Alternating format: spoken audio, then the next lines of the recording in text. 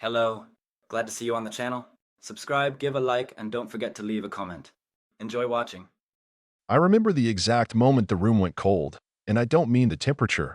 I mean that shift in the air when you realize you're not just being ignored, you're being dismissed, boxed out, turned into a scapegoat. The surgical suite smelled the same as always, sterile, cold steel and the faint chemical tang of antiseptics. But I swear I felt the chill wrap around my shoulders the second Dr. Langford sneered at me over the sterile field. "You're just a tech. We'll handle the rest."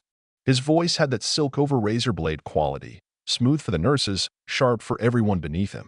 He didn't even look up from the laparoscopic display when he said it, just flicked his wrist like I was some kind of gnat buzzing in his orbit. Now, I don't know what you do for a living, but imagine this. You've been in the same role for 20 years. You've seen 3 CEOs come and go, watched a dozen hotshot doctors burn out or move on, and trained every single or nurse who's now calling you sir like you're some fossil in the way of progress. You know your machines, your calibrations, your error codes better than your wife's birthday or your kids' middle names.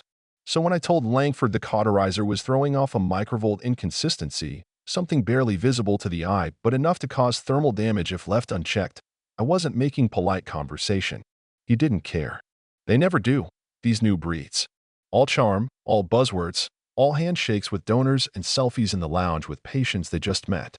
Langford had that look, tall, perfect teeth, a Rolex with no scratches, and the confidence of a man who'd never been wrong because someone always cleaned up his messes for him. And in that moment, standing across from me under the surgical lights, he wasn't just ignoring my warning, he was making a choice. A choice to look competent in front of the attending board member watching through the glass, rather than listen to the old tech with salt in his beard and bad knees from standing through 10,000 operations. So I stepped back.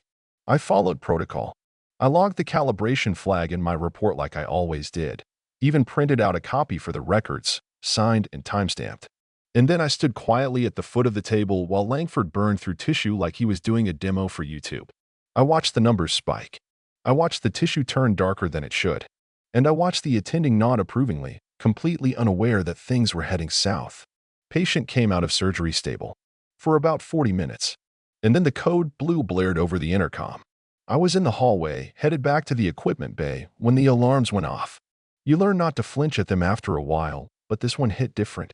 That patient, mid-40s, mother of 3, elective gallbladder removal, coded before her husband even got a chance to bring the flowers up from the car. The post-op team scrambled. I watched them wheel the crash cart in, CPR underway. I kept walking. Not my floor, not my job. Not anymore. By the end of the day, the gossip had made it down to central sterile. Complications, they said. Unforeseen. But I knew. I had the printout. I had the timestamp. So I did the only thing I could. I walked down to admin and handed it to Gloria in quality review, like I had done 100 times before. She didn't smile like she used to. She looked down at the report like it had teeth. "Thanks, Mike," she said, voice flat. "We'll take it from here." That's when I felt it. The second chill. The next morning, I came in to find my access badge downgraded. Couldn't get into half the suites I used to prep solo. My email was frozen for security review. My direct line to maintenance was rerouted. I wasn't fired, not officially, but the writing was smeared all over the wall in permanent ink. And when I asked my manager, a guy named Dennis who'd once cried in front of me during his divorce, he just winced and said, "There's some concern you may have. Overstepped." Overstepped. I spent 20 years catching mistakes before they cost lives, and now I'd overstepped. Meanwhile, Langford was shaking hands with hospital donors and talking to local news about cutting-edge precision. The man cauterized half a liver by accident, and I was the one under investigation. But that's how it works, right? You're part of the machine until you're not, and then suddenly you're the part they pretend they never installed. They erase you one form at a time, credentials, access, hours, titles, until one day you walk in and someone new is sitting at your bench, asking where the light sterilizers are. And the worst part? You've seen it happen before. You've watched it, coffee in hand, telling yourself it wouldn't be you. But it was me. So I did the only thing a guy like me could do. I started writing everything down. Backups of my backups. Printed logs, USBs, drive images. I dug out old maintenance records, machine data, correspondence between departments, anything that proved I wasn't just some bitter old man crying wolf. Because I knew what was coming. And I wasn't going down quiet. Now, tell me something. What would you do if your boss ignored your warning, A patient died, and they tried to pin it on you. Would you fight back? Or would you step aside and let the suits wash their hands of it while they polish the scalpel that stabbed you in the back? Me? I had time. I had records. And I had nothing left to lose. Which, in a place like this, makes you the most dangerous man in the room. There's a particular kind of humiliation that doesn't come from yelling or being outright fired, but from being made invisible in the very place you helped build with your own hands over the years, and that's exactly what they did to me. They didn't march me out the door or call security, because that would have made too much noise, too big a ripple in the hospital's image of seamless professionalism and corporate compassion. No, what they did was colder, slower, and more effective. They made me irrelevant, a ghost in my own department, the guy who used to know where everything was but now has to ask permission to use the damn copier. First, they moved my station. Not even a conversation, just a passive-aggressive Outlook calendar invite titled, or Tech Relocation, Efficiency Initiative. I was relocated from my old prep bay, where I could reach every tool blindfolded, to a corner cubicle behind Central Supply, wedged between a broken autoclave and a wall covered in peeling paint. My new desk was a folding table with one leg that didn't quite touch the floor, which meant everything wobbled unless you jammed a coffee cup under it. My nameplate was missing. When I asked about it, Dennis told me they were rebranding the team dynamics. I said, "You mean removing the names of people who remember when this place still had soul?" He didn't laugh. Then came the meetings, endless, soul-sucking, utterly pointless meetings about process integration, workflow transparency, and upskilling initiatives. I sat through PowerPoint decks delivered by kids in slim-fit suits who had clearly never touched a sterilizer or cleaned a suction canister in their lives. One of them, some baby-faced efficiency consultant named Jared, actually said, "We're looking to bring in fresh perspectives to offset institutional inertia." I leaned over to the nurse beside me and whispered, "Did he just call me institutional inertia?" She bit her lip so hard trying not to laugh. I thought she'd need stitches. I started noticing patterns. They'd loop me in on meeting invites where I had no speaking role, assign me equipment checks I'd already completed, then accidentally delete my updates from the system so I had to redo them. My supervisor, a fresh out of grad school guy named Corey with a man bun and a standing desk, once explained to me how to reboot a monitor, something I helped write the protocol for back in '09. I said nothing. I smiled and nodded, because I had already started collecting. Every deleted log, every passive-aggressive Slack message, every instance where a report I filed was lost or incomplete. My personal drive was turning into a treasure chest of quiet sabotage. And Langford? He was flying higher than ever. His face was suddenly on every internal newsletter, usually beside some smiling administrator talking about vision and leadership excellence. He got a corner office with glass walls and a personal espresso machine. The guy was doing podcast interviews about revolutionizing post-op protocols, and I couldn't even get a damn paperclip without submitting a requisition form through two different portals that always seemed to crash when I logged in. I overheard two interns call him Dr. Rockstar. I wanted to vomit. Meanwhile, behind all the performative productivity and fake enthusiasm, things were slipping. I heard whispers from old friends and PACU about 3 near misses in 1 week, all involving the same cauterizing unit I'd flagged. But none of it showed up in official QA. A nurse I trusted told me, eyes low, that someone had been retroactively adjusting machine locks. That was supposed to be impossible. But then again, nothing's impossible when the people covering their asses are the same ones in charge of the data. I filed a formal concern, clean, professional, loaded with facts and nothing personal, and routed it directly to the risk management officer, a woman named Elise who used to work down in wound care before getting her law degree. She acknowledged receipt but never followed up. The next week, I was pulled into a coaching session where Dennis and Corey took turns telling me how my tone was affecting team morale. Corey even slid a printed copy of one of my emails across the table like it was a legal document.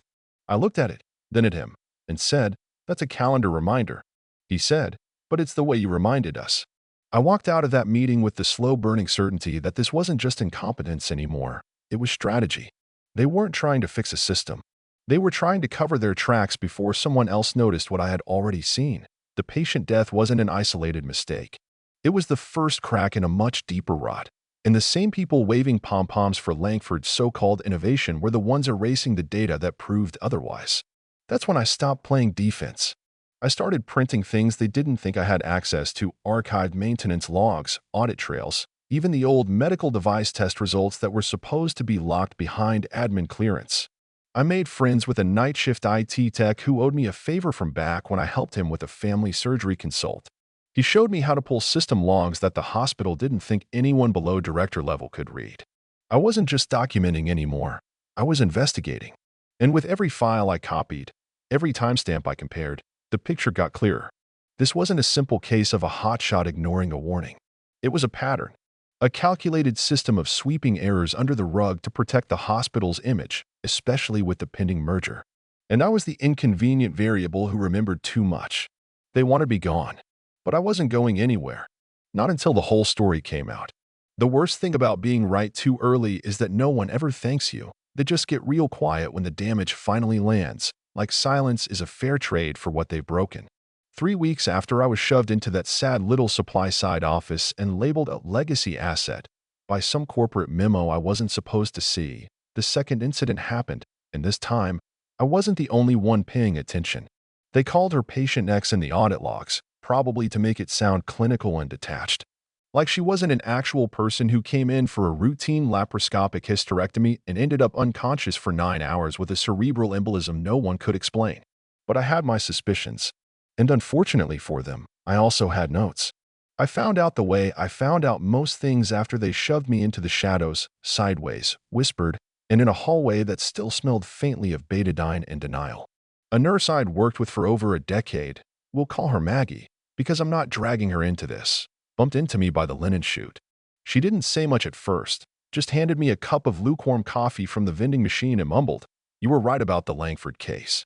There's something wrong with the new cauterizer firmware." I didn't react, not outwardly. I sipped my coffee and stared down at the stained floor tiles like they held all the answers. She continued, barely above a whisper, telling me about the post-op crash, how the vitals monitor froze for 6 whole minutes mid-surgery, and how Langford didn't call it in until 2 hours later when the patient hadn't regained consciousness. Maggie said the OR log was manually adjusted, scrubbed, essentially, and the entire event was flagged as a known complication, which is corporate speak for sweep it under the rug and make it the anesthesiologist's problem. Now, I don't pretend to be some kind of avenging angel, but when someone's trying to rewrite reality while another person's daughter, sister, maybe even mother, is in a coma, you don't just stand around wringing your hands. You start flipping over every rock you've got access to, and I had plenty. I stayed late that night, claimed I was running a diagnostic on the old sterilizer database. Instead, I pulled every firmware update log from the cauterizer network from the last 6 months. The system was supposed to lock those logs once they were verified, but guess what? The lockout protocols hadn't been re-enabled since the last patch, which, by the way, Langford's team had insisted they install without oversight because they were streamlining surgical tech processes. Streamlining, in their case, meant disabling redundancies, skipping post-op data verifications, and trusting a guy who thought Wi-Fi interference was a myth. And right there in the logs, plain as day, was a rollback entry that had been manually initiated, not automatic, not part of the vendor cycle, one that removed thermal limiters from the cauterizer in R4. Same room where patient X had been cut. Same day. Same exact timestamp, down to the second. I printed everything.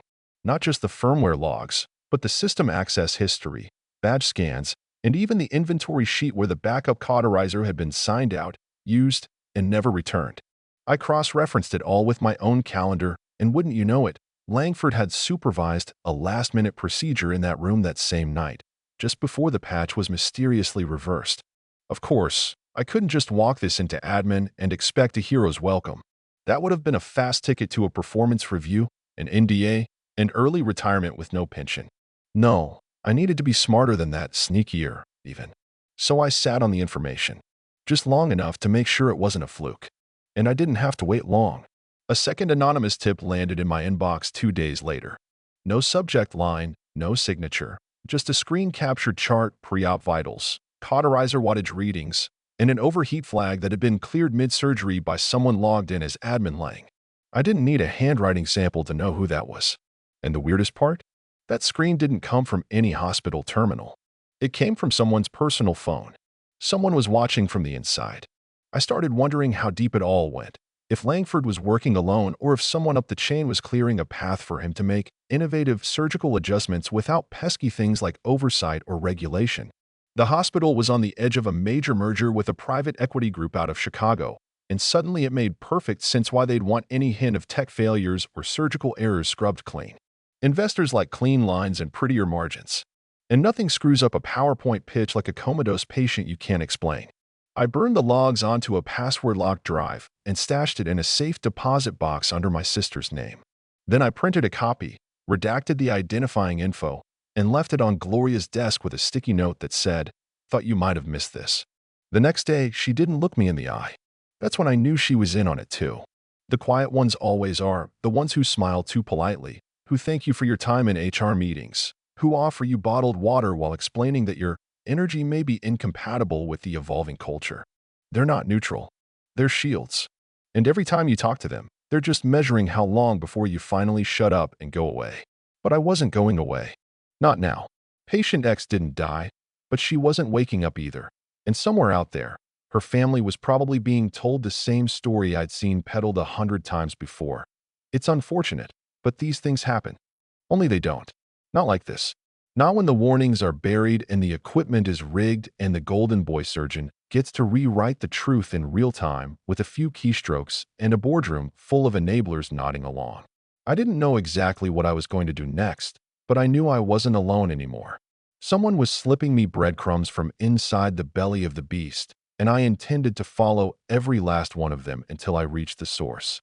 Langford had made a mistake. He left a witness, and I had a feeling the next time we stood across from each other under those lights, only one of us would be smiling. There's a funny thing about watching someone lie when you know the truth. It doesn't make you angry right away, not really. At first, it just feels like theater, like you're watching a bad actor try to remember his lines while the audience fidgets and pretends not to notice the flop sweat pooling under his makeup. Langford was deep into the performance now. He was on every newsletter, every strategic initiative meeting invite, every social media post the hospital's PR team pushed out with buzzwords like revolutionary outcomes and integrated precision workflows. And yet all I could see when I looked at him was the cheap, thin veil of a man who had no clue how close the wolves were getting to his door.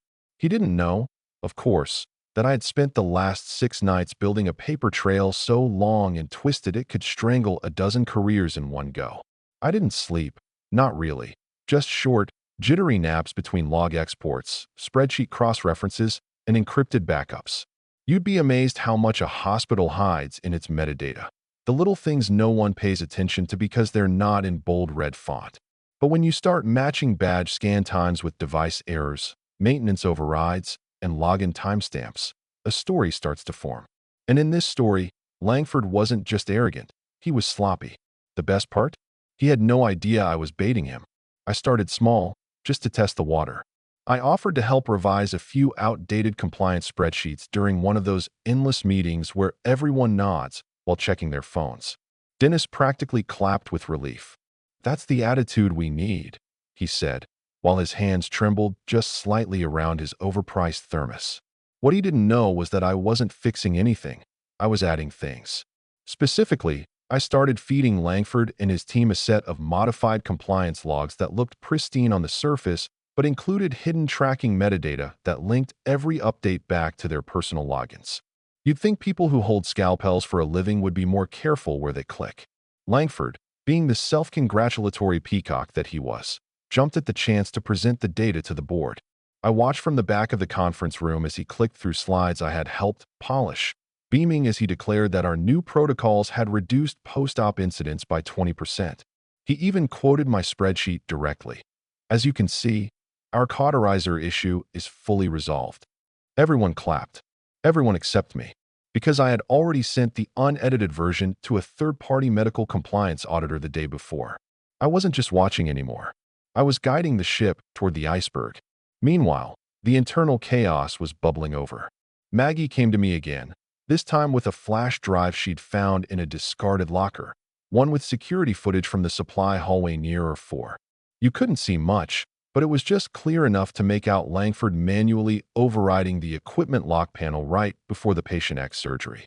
The timestamp matched the rollback I'd found. Now, most people would have rushed that footage to HR or the board. Not me. I knew better. I needed the collapse to be louder. So I reached out to someone I hadn't spoken to in years, an old friend from my son's soccer league who now worked in investigative compliance for the state medical board. We hadn't talked since our kids were in middle school, but when I told him I had something that would make his year and maybe win him a promotion, he told me to meet him in a coffee shop outside city limits, the kind of place with laminate tables and bad jazz. I brought a single drive, loaded with just enough to prove what I had without giving away the full hand. He didn't ask questions. He just looked at me the way people do when they realize they're sitting on the edge of a scandal. I gave him a week. In the meantime, Langford started pushing for a new policy that would centralize all post-op data handling through trusted senior surgeons, namely him and two buddies he played golf with every other Sunday.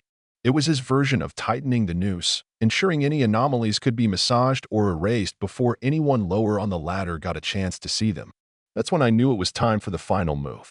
I compiled everything: logs, footage, badge entries, witness statements, even an anonymous nurse testimony I transcribed by hand to avoid digital tracing. The document was 123 pages long and read like a procedural crime thriller, complete with footnotes and source links. I called it Langford's Law, a pattern of concealment in surgical malpractice and administrative collusion. Not exactly catchy, but the title wasn't meant for headlines. It was meant for lawyers. I sent it out at exactly 3:01 p.m. on a Tuesday, BCC to the State Board, a major health news outlet, a malpractice attorney I knew from a previous patient settlement, and for good measure, the hospital's new investor group, who had just signed the final papers for the merger. By 4, the emails had gone viral inside the hospital. By 6, Langford's office door was closed and someone was shouting behind it. By 9, I got an email from legal marked urgent, request for statement. I didn't reply. Instead, I watched the chaos unfold from my supply closet desk, quietly sipping a vending machine coffee while the walls shook around me. Because I knew what was coming next. The crash was inevitable. And I'd made damn sure the black box recorder was still beeping.